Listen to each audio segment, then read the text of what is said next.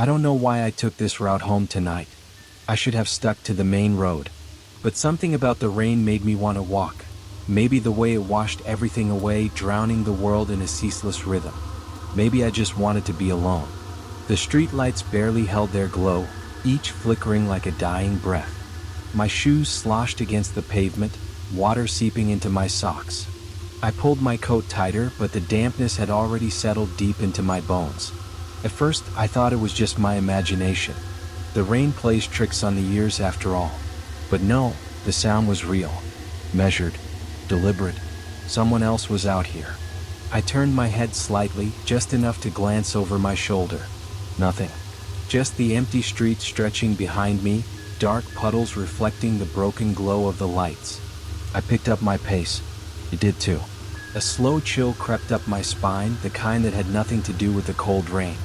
I reached an intersection, barely lit by a single flickering bulb. The road stretched forward, but I hesitated. A shadow loomed at the edge of my vision, indistinct, shifting with the rain, but there. Then I saw it. A figure. Not quite a person, not anymore. Just standing there watching. I took a step back. The figure did not move. It stood there, still as a statue, head cocked at an unsettling angle. My breath came fast, fogging in the cold night air. I had to make a decision. Run. Confront? Or keep walking, pretending I saw nothing? A sudden, ear-piercing shriek tore through the air. I stumbled, hands flying to cover my ears. The figure moved. Not a normal movement. No, it jerked like a puppet yanked by invisible strings. Its limbs cracked as it took a lurching step forward. I bolted. The sound of my own ragged breathing mixed with the pounding rain as I sprinted down the alleyway, my feet splashing through puddles. The streetlights blurred into streaks of light. My vision tunneling, I risked a glance over my shoulder. Pain shot through my ribs as I rebounded off a rusted dumpster. I scrambled to my feet, but before I could move, a cold hand gripped my wrist. I couldn't breathe. My lungs felt like they were filling with ice. My vision darkened at the edges. A voice, low, guttural, and wrong, whispered against my ear. "You shouldn't have come this way." The grip tightened, nails digging into my skin like hooks. A freezing sensation surged through my veins, sending a pulse of pain up my arm. My body refused to move. I forced my eyes downward, dreading what I might see.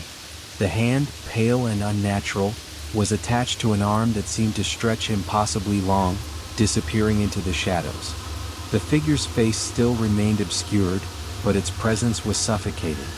I tried to scream, but the sound died in my throat. Something shifted. A second hand slithered from the darkness, its fingers twitching. It was reaching for my face. Desperation took over. I wrenched my arm free with a guttural yell and stumbled backward, my chest heaving. The figure didn't lunge, didn't react. It merely stood watching, waiting. I turned and ran. My feet pounded against the slick pavement, splashing through puddles, my pulse deafening in my ears. The air felt heavier, as if the rain itself wanted to drag me down. Then, the laughter stopped. I skidded to a halt.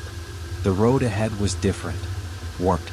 The streetlights flickered erratically, illuminating twisted reflections in the puddles. Buildings loomed taller, their windows gaping voids. I wasn't on my street anymore. And I wasn't alone. A shadow moved just beyond the veil of rain. No, it wasn't one. It was many. My pulse pounded as I stumbled backward. The ground beneath me felt wrong, soft like sinking into a void. I looked down. My foot was disappearing into the pavement, like ink swallowing a page. And the shadows, they were getting closer. It started with the rain. Not the kind that gently taps against the window, but a torrential downpour that swallowed sound and blurred the world into streaks of gray. I don't remember how I got here. My car? Gone. My phone? Useless. The only thing grounding me to reality was the chill that seeped through my clothes, wrapping its fingers around my spine. I walked, one foot in front of the other, the rhythmic crunch of wet gravel beneath my boots the only company I had. The trees loomed on either side, their skeletal branches twitching in the wind. I told myself I was alone. I wasn't. I paused, my breath coming in short bursts. The rain hammered the world, but beneath it I swore I heard something Someone mimicking my steps. I turned sharply. Nothing but shadows shifting between the trees, the rain distorting everything into writhing, twisting figures. My heart pounded. I had to keep moving. The road eventually narrowed into a footpath, slick with water and half swallowed by creeping roots. I hesitated. Something about this place felt wrong. The trees leaned closer, their trunks cracked and gnarled as if whispering among themselves. A shiver racked my spine. Then something changed. The rain no longer felt cold. Instead, it seeped into my skin like tendrils, clinging and unnatural. I looked down. My shadow was gone. My breath caught. The reflection, it wasn't mine. It stood still while I moved. It watched. Then, it smiled. Panic surged through my veins. I stumbled back, my feet slipping against the mud.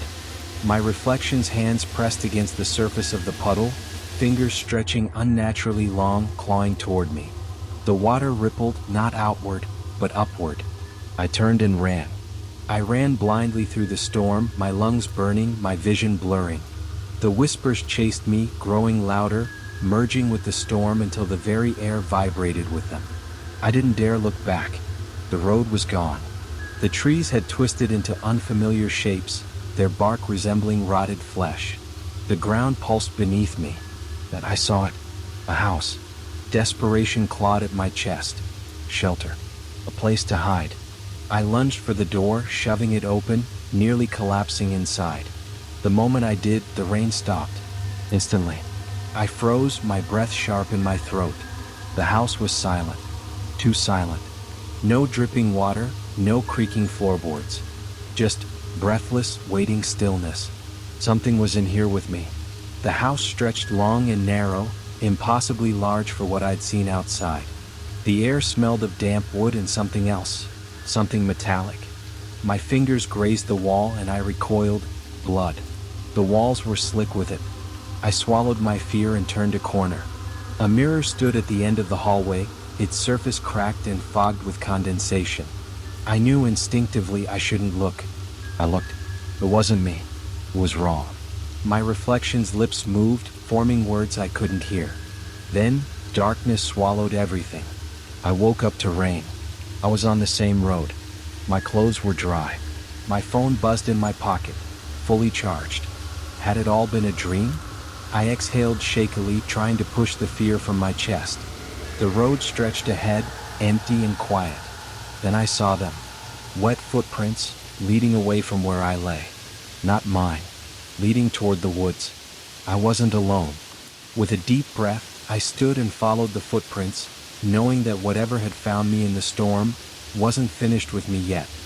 The rain had been falling for hours, an unrelenting downpour that swallowed the world in darkness. I shouldn't have taken this road. The GPS had rerouted me due to an accident, and now I was trapped in the middle of nowhere, my wipers barely keeping up with the deluge. The trees on either side of the road loomed like silent sentinels, their branches swaying violently in the wind. My headlights illuminated the soaked asphalt ahead, but visibility was terrible. Then, out of nowhere, something darted across the road. I slammed the brakes, my heart hammering in my chest. The car skidded slightly before coming to a stop. Breathing heavily, I peered into the rain-soaked night, trying to see what had just crossed my path. Was it an animal? A person? Nothing. I exhaled, trying to shake the unease creeping into my gut. But as I prepared to press on, my headlights caught movement in the trees.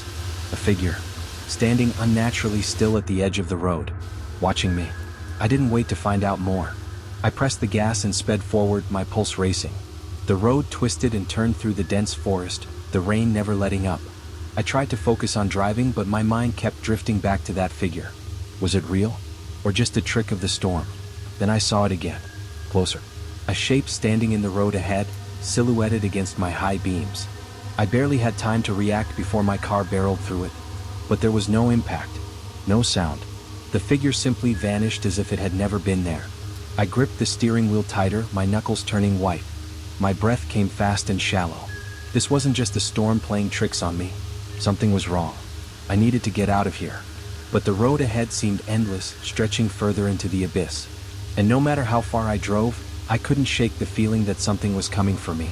My fuel gauge was dipping dangerously close to empty, and still there was no sign of civilization. The storm was stronger now, the wind howling, the rain slamming against my windows. I had to find shelter soon. Then out of the mist, a building emerged. An old gas station. Its neon sign flickered weakly, barely visible through the downpour. Relief flooded me as I pulled into the lot. But as I got out of the car, a strange sensation washed over me. The station was deserted. No attendant. No customers. The windows were dark, but as I approached the door, I could see something inside. A man. Standing behind the counter. Motionless. I hesitated before stepping inside. The air was thick with the smell of damp wood and something else. Something foul. The man behind the counter didn't move. His head was tilted at an odd angle, his skin unnaturally pale. "Hello?" I called out, my voice barely above a whisper. Silence. Then the lights flickered, and the man moved. His head snapped toward me with a grotesque crack. His eyes were empty pits, his mouth stretching into a wide, unnatural grin. "You shouldn't have stopped," he rasped, his voice like wind through dead leaves. The door slammed shut behind me. Panic surged through my veins as I turned to leave, but the windows were no longer showing the outside world. Instead, they reflected something far worse. A warped, twisted version of the station, where shadows writhed and unnatural figures skulked in the darkness. The man behind the counter was gone. A breath, cold and damp, whispered against my ear. "Run." I obeyed. Dashing toward the door, I pulled at the handle, but it wouldn't budge. The walls stretched, the room darkening, shadows crawling toward me. Then, as suddenly as it started, it was over. The door flung open, and I fell onto the wet pavement outside. The rain hit my skin like ice. My car was gone. The gas station was gone. I was standing in the middle of the empty road, the storm raging around me. A chilling realization crept over me. I was never meant to leave that place. And I never truly had. The rain was relentless, hammering against my windshield like thousands of tiny fists. The wipers fought against the downpour, but visibility was almost non-existent. I shouldn't have been out this late, not on this deserted highway, but I had no choice. I had to get home. The road stretched ahead, winding through dense, skeletal trees that swayed under the force of the storm. My headlights cut through the darkness in weak, hazy beams. Every mile felt like an eternity. And then, out of nowhere, I saw it. A figure standing on the side of the road, drenched, unmoving. Its head was bowed, the long, wet strands of its hair hiding its face. I should have driven past. I should have kept going. But something compelled me to slow down. As I pulled up beside the figure, I hesitated. My fingers hovered over the window controls, my pulse hammering. Then, slowly, it lifted its head. A face, half decayed, sunken eyes void of anything human, stared back at me. A mouth, far too wide, twisted into an impossible grin. The headlights flickered. I slammed my foot on the gas, my car fishtailing as I tore down the wet road, heart pounding in my chest. I checked the rearview mirror, praying it was gone. But it wasn't. It was in my backseat. I swerved, nearly losing control as I glanced in horror at the thing behind me. It sat there, impossibly still, its empty eyes locked onto mine through the mirror. My breath hitched. I couldn't move. Couldn't scream. Cold fingers trailed up my shoulder, slow, deliberate. I blinked, and it was gone. Shaking, I forced my eyes back on the road. I had to get out of here. But something was wrong. The trees, the highway, it was all unfamiliar now. The road stretched on endlessly, looping back onto itself like a nightmare that refused to end. The GPS screen flickered, displaying nothing but static. And then, through the white noise, a voice whispered my name. I was trapped. The road had no exit, no signs, no sense of direction. The rain never ceased, and the world outside my car no longer felt real. Then I saw it again, standing in the middle of the road ahead, its head tilted at an unnatural angle, as if waiting. I hit the brakes, but the car only accelerated. The figure grew closer, its mouth stretching wider, revealing a darkness that seemed to pull the light from the world. I closed my eyes just as the impact hit. Silence. When I opened them again, I was no longer in my car. No longer on the road. I was standing in the rain, waiting for the next traveler to stop.